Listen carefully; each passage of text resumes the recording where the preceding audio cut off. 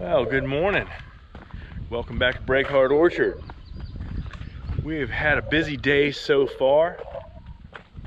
One of the things I got to do before we can work on building the house is I've got to get into the orchard and spray.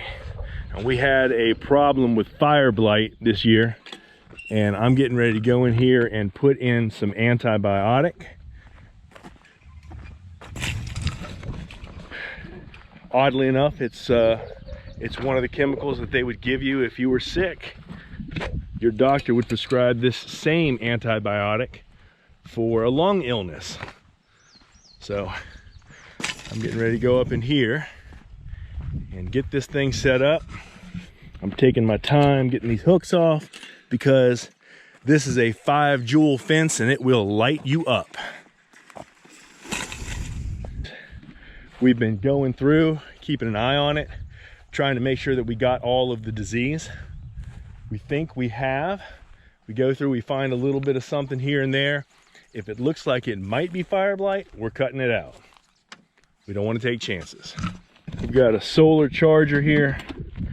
Set this up when we first came in 5 years ago. Now it looks like I've got a little wasp nest. Let me go ahead and vacate those guys. And what else we got going on here? But it's still popping, still going strong. That deep cycle battery I put in way back is doing just fine. So, and you can hear it click, click. So it's firing off. I'm gonna get in here, get in the tractor, get this thing sprayed and get up into the house, because I've got some posts I want to put up today. I'm hoping I have enough time to get 2 of them in. The first one's going to be more of a challenge because this is like everything else, we're hitting something we've never done before. So every time we cut trail, we learn it and get a little bit faster as we go. By the time we get done with what we're doing, we almost know what we're doing, so that if we ever had to do it again, we might be able to do it quickly. Now, if you've got a spray, this is about as good as you can get weather-wise. There's almost no wind. Engage PTO. Check it, she's spinning. Raise it up to 540. Flip my switch. And as you can see, we are spraying. I'm just going to start driving by here and spraying these trees.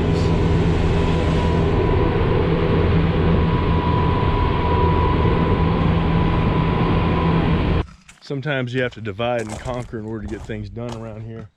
While I am up spraying the orchard, my wife is out here trimming the grass and weeds and giving Mother Nature just a little push backward to help keep some semblance of civilization at the entryway here.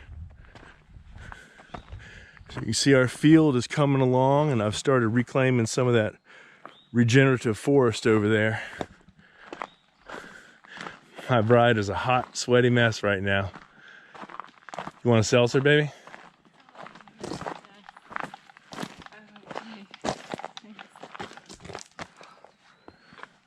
Looks good? It looks better.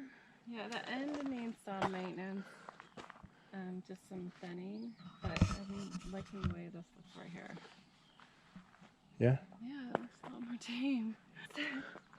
So those logs at the end have a lot of termites on them. They're like thousands are flying off. Yeah. We got to pull those and put those in the burn pile. Okay. Yeah.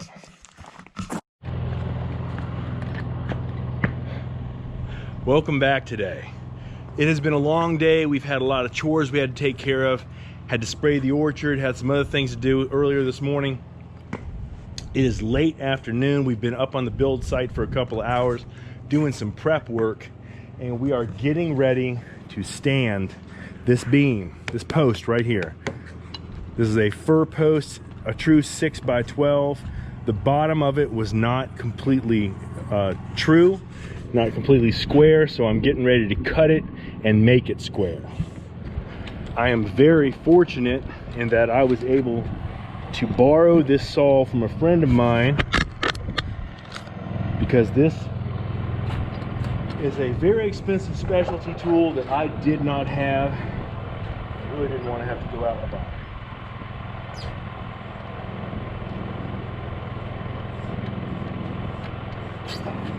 They always work better when you plug them in.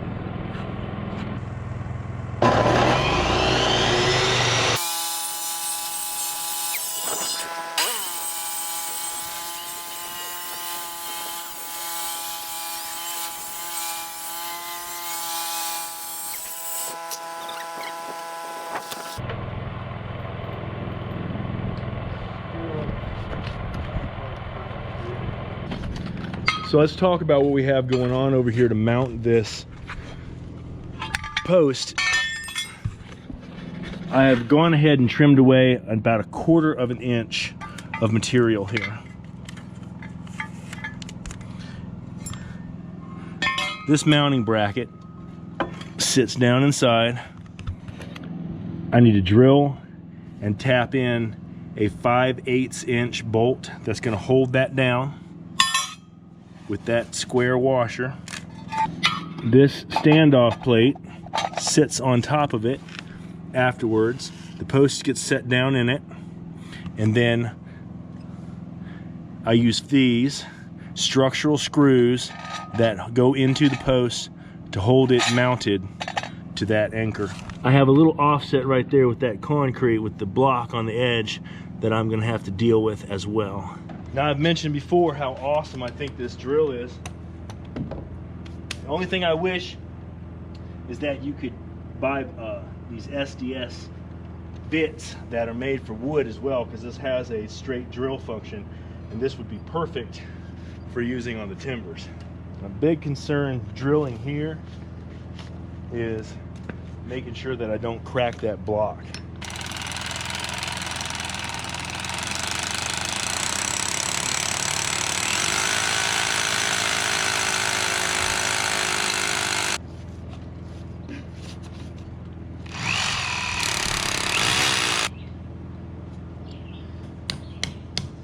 Well, I've run into a problem. I thought we had this licked. There's no problem.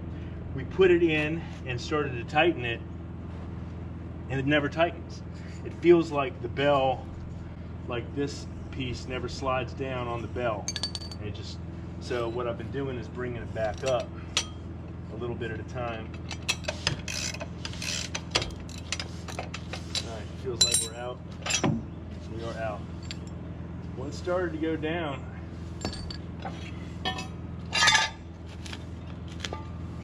Well, today was kind of a bust. We had big plans. Plans don't always go the way you want them to. Ran into a couple of issues here. One of them was that we could not get that 5/8 inch anchor bolt to lock down. So I was gonna switch to putting a Tapcon in there. Problem is my Tapcons are 3/8 inch. And I don't have a 3/8 inch bit for some reason. I couldn't put my hands on it. So we're gonna go back home. I'm heading to the big box store. I'm gonna get the necessary Tapcons and bit that I need. We're gonna come back here in the morning and make this thing happen. Doesn't always go the way you want it to. Sometimes when you're building, things go awry. You gotta fix them, you gotta move on. We'll see y'all tomorrow morning.